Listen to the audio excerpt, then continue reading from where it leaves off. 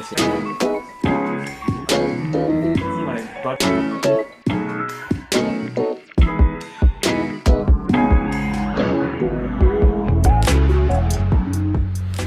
うも、ケイスケです。今日はですね、先日、昨日、一昨日発表されましたソニーの新しいカメラ ZV-1-2 の体験会に行ってまいります。多分そうだよね。なんか体験会でしか聞いてないのでそのカメラかどうかわかんないんですけども、おそらく ZV-1-2 でしょうということで、今日はね試していきたいと思います。ぶっちゃけね、僕はZV-1 も ZV-1F も持っているので、その辺との比較とかもねしてみたいなと思っているんですけど、実際使ってみてどういうカメラなのかね、その辺も確かめたいと思います。早速行ってみましょう。あ、USB-C じゃないんだよ。おい遅刻前や。いや違う、俺ねここ2週ぐらいした違う分からなくて、遅刻前だからそれは。わあ、もう全然分からない。超久々だね。あ、そうだっけ。全然会ってない気がする。年末ぶりかもしれない。そうだっけ。そう、意外と会ってない。あ、これ3機種、ということで、早速やってまいりました。もうすでに ZV-1M2 で撮影しております。今ね、色味が SH かなのフェードっていうのをちょっと下げて普通の色味にしております。なんとイマムとヒデがいる。いや大体いつもいる。いや、大体いつもいる。そうなのよ、大体いつもいるのよ。別に示しちゃいますね。おい、どう？いや、まだ全然試してない。試してないけど、うん意外と綺麗あ、綺麗綺麗。みんな服は黒い。でもさ、し、うん、なんかダイナミックレンジがね、ちゃんと広い気がする。あ、本当に？でもこれね、そうでもない。そうでもないかな。これなんかSH で撮ってる。何、クリエイティブルックとかスタンダードでした？完全オート。オートか、フルオート。オートであっちで撮ってたんだけど、すげえ綺麗だった。あ、逆にオートの方がいいのかな。あ、確かにさっきよりでもなんかね、白飛びしてないかも。そうなんだよね。これもうフルオー白い気がするんだよね。ト。確かに何なんだろう。だからもうね、ぶっちゃけ俺これでいいと思う。このフルオートだけでいいと思う。確かに確かに。でね、結構歩けるよ、これ。ああ、手ぶれ補正いい感じってこと？確かにね。おーい、お願いします。ここ18から今これがグググッと寄って50ミリです。なるほど。はい、ということでちょっと試しております。新しくね発売された、発表かされた ZV-1-2 です。後ろでもねめちゃめちゃレビューしてるんですけども、で、今回ね結構進化したところが、広角になったよ、18から50ミリになったんで広角からいけますよっていうところと、 F1.8 から F4 のレンズになったんですよね。で、あと、ZV-1 からするとこのね軸が真ん中からずれて、グリップつけてる状態でもこうバッテリーが交換できるようになったりとか、SD カードも交換できるようになったりとか、あとは USB-C になったりとかっていう細かい変化点もあるかなと思います。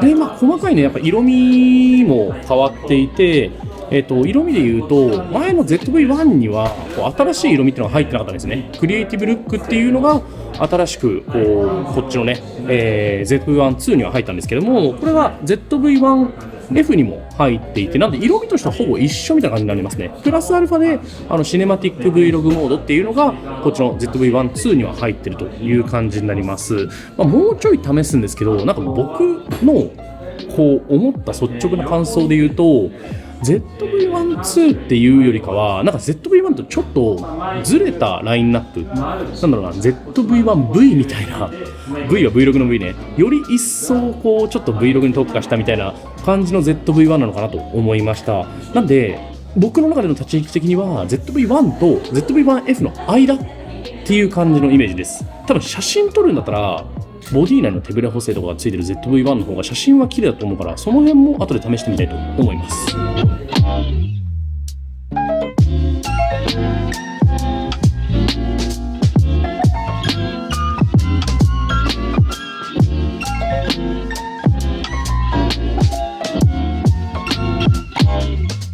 はい、ということでこちら ZV-1-2 です。持ってきてまいりました。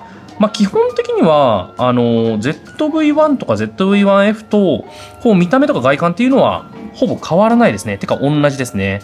はい、こんな感じの見た目になっております。で、大きく変わったところでいうとこのレンズですね。レンズの部分がよいしょ、こっちね ZV-1 です。ぐぐっと伸びて、こっちも伸びるんですが、あ、身長同じだ。全長同じですね。ZV-1 が、24mm から 70mm だったのが、こっちが18から 50mm になりました。で、ZV-1 が、ボディ内光学手ブレ補正だったのが、ZV-1-2 は電子手ブレ補正になっています。なので、写真とかの手ブレ補正は ZV-1 の方が正直いいかなっていう感じですね。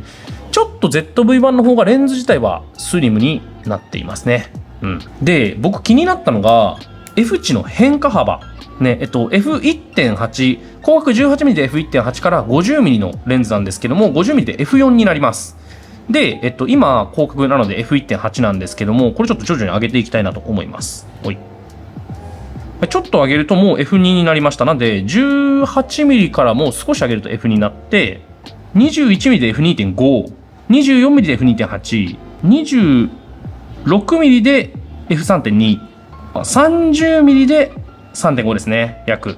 で、36mm あたりから F4 という形になりました。なんで、ちょっと F 値の上がりは早いなっていう印象はありますね。F 値が低い方が暗いシーンで、明るく撮れたりとか、あとはボケ感もあったりとかしますので、ちょっと F 値の上がり幅は早いかもしれないですね。ということで、これで少し試していきたいと思います。いってみましょう。はい、今 ZV-1-2 と ZV-1-F で撮ってます。でもZV-1-F も優秀だな。よいしょ。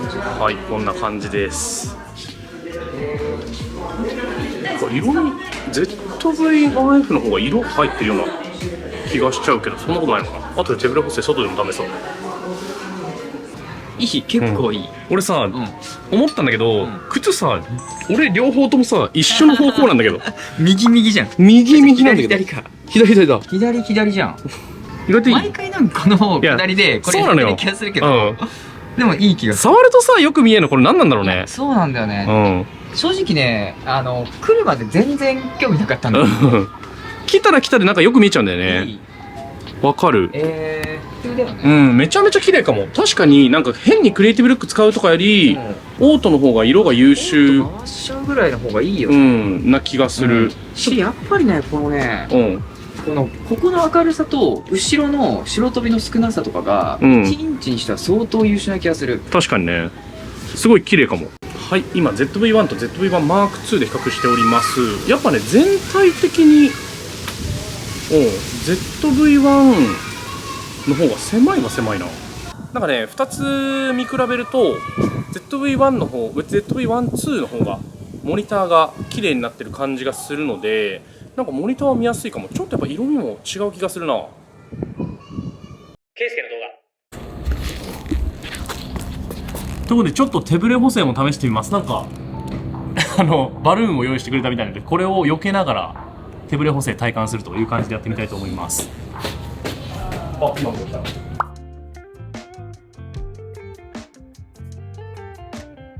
最高。はい。ということで、こんな感じです。ZV-1-2 の方が顔の検出が優秀なのかな。明るいかもしれない。手ブレ補正は意外と同じ同等レベルっていう感じですかね。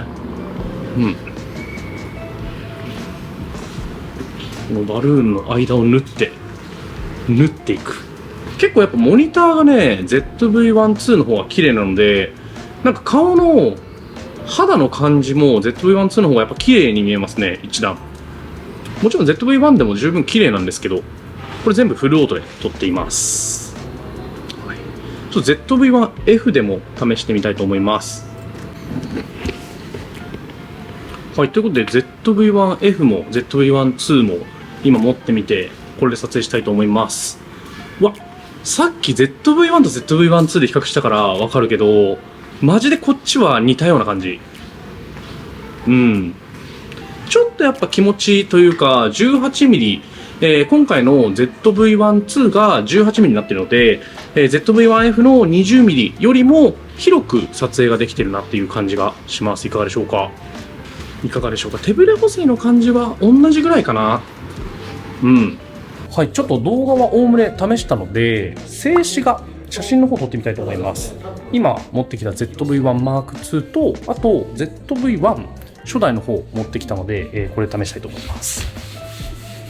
全然映っても大丈夫なんですよ。そんな、すいません、後ろで。めちゃくちゃ。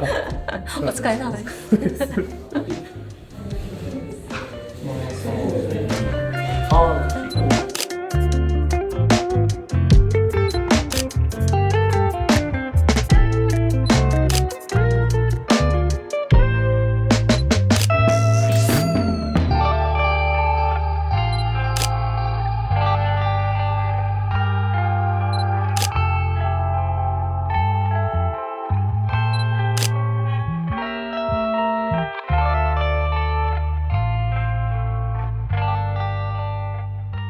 はい、ということで、試してきました。噂の ZV-1M2 ですね。ZV-1F 置いてきちゃった。まあ本当に見た目は ZV-1F と ZV-1 とほぼ一緒。ボタンも配置もほぼ一緒って感じです。ただやっぱりZV-1 使って思ったその UI のちょっと不便さ、タッチができないとかね、そういう不便さが結構改善されてるっていうのはいいなと思いました。で、全体的な総評をちょっとね、メモりながら、まずいいなと思ったのは、やっぱこのネジ穴ですね。ネジ穴が ZV-1 の時は、こういう真ん中にあったので、グリップつけてる状態だと、バッテリーとか、その辺の交換ができないっていうのが結構デメリットだったんですけど、それが結構できるようになりました。で、あとは USB-C に対応したりとか、色味が新しくなったっていうのが一番大きなポイント。あとは画角ですね。18mm の F1.8 から撮れるようになったんで、広くより明るく撮れるようになったっていうのが結構大きなところなのかなと思いました。実際使った感想なんですけど、確かにフルオートで撮るのが一番いいなと思いました。シネマティックモードとか新しい色味入ってるんだけど、デフォルトの色味が結構良くなってるんで、フルオートで撮影するっていうのが結構いいなと思ったところです。で、あとね、細かい部分なんだけど、こっちの ZV-1 と商品レビュー設定っていうのをオンにしたときに手ブレ補正強制的にオフだったんですね。で、それが、商品レビュー設定を押したときに、手ブレ補正オンにできるので、こう置いた状態からパッと持って撮影するってことができるようになったっていうのも結構大きなポイントだなと思いました。その辺結構いいですね。で、実際全体的にこう自分の本当に率直に思った感想なんですけど、これね ZV-1-2 っていうよりはやっぱね ZV-1 と ZV-1F の合いの子、ちょうど間ぐらいのカメラだなと思いました。なんか理由なんですけど ZV-1 の方が正直写真はいいんですよね。で、写真ちょっと見てもらったらわかると思うんですけど ZV-1 の方が 70mm まで行くっていうのもすごくいいなと思いますし、あとは F 値も 1.8 から 2.8 でプラスボディ内の手ブレ補正も入ってるので、写真にも効かせられるというのが ZV-1 はすごく強くて、写真も動画もどっちもやりたいよっていうユーザーは ZV-1 の方が合ってるのかなっていうふうにも思いました。で、逆にもう広角で動画1本で行きたいよっていう人は ZV-1F の方が F でもう 20mm で F2 のレンズなんで、十分広いっちゃ広いし、手ブレ補正もちょうどねこの ZV-1-2 と同じぐらいなんで、正直動画だと ZV-1F でもいいのかなっていう風な感じではありますね。で、この ZV-1-2 っていうのはいいとこ取りはしてるんですよ。広角 18mm F1.8 から始められて、でかつズームもできるよっていう感じなんですね。なんで写真性能は ZV-1 ほどではないけど、動画も撮れる。ZV-1F でちょっとね、広角差だったりとか他の機能、ズームとかが足んないよと思ってた人はこっちはね結構いいのかもしれないなと思いました。逆に ZV-1 で結構写真撮ってたよっていう人は ZV-1-2 っていうよりかはもはや ZV-1F をプラスで買っちゃうとかいう風な作戦もいいかなと思いました。やっぱネックなところはどうしてもね、コストで、多分今 ZV-1 って9万前後かなで買えて、ZV-1F に関しては多分7万前後で買えるんですよ。で、昨日価格見てたんですけども、多分ね、10万か11万ぐらいになるんですよね、これが。で、って考えた時に、その価格ぐらいのね、を出して欲しいと思う人がどのぐらいいるかっていうのは、ちょっとね、正直ね、やや高いかなと、ぶっちゃけ思っちゃいました。僕の話で言うと、正直ね、多分今欲しくなってるんですよ。欲しくはなってる。マニア心で欲しくはなってるんだけど、おそらく ZV-1F と同じぐらいの手ブレ補正だとあんま使わないんですよね。で、ズームするっていう風になった時に、じゃあズームした写真もね、こっちの ZV-1 ほどはボケないという感じになってくるんだったら、僕一眼をやっぱ使っちゃうので、そうね、実用的に買うかって言われるとね、なんか絶妙ではあるんですけども、僕ね、ZV シリーズ全部持ってるんで、そういう意味で言うとマニア心で買いたくなるっていうのはあります。もう一つだけ追加なんですけども、ZV-1M2 になってからめちゃくちゃ寄れるようになってました。本当にマクロかっていうぐらい寄れちゃうので、これはめちゃくちゃいいですよね。この1点僕はね、結構揺れ動いてます。ケイスケの動画。これ買った方がいいっていうか、これ買うのおすすめだよっていう人に関して言うと、やっぱ動画撮りたいよ。で、手ブレ補正やっぱり ZV-1F よりも、広角になった分気にならなくなってるんで、より手ブレ補正効かせたい人。とか、あとはね、ZV-1 使っててちょっとね、色味があんまり僕こっち好みじゃないんですとか、タッチもっと欲しかったんですっていう悩みを抱えた人は、こっちのね、ZV-1-2 にすると結構ね、解消するかもしれないので、そういう方には結構おすすめかなと思います。でも、ニッチだとは思いました、正直。はい。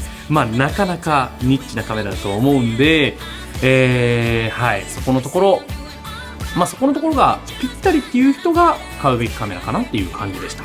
僕のレビューはその8。ということで、今回はね、結構いろいろ比較しながら試してきましたが、いかがでしょうか。1個のね、購入の参考になれば幸いです。ということで、今回の動画この辺にしたいと思います。今回の動画いいと思ってくれた方は高評価ボタン、チャンネル登録もぜひよろしくお願いします。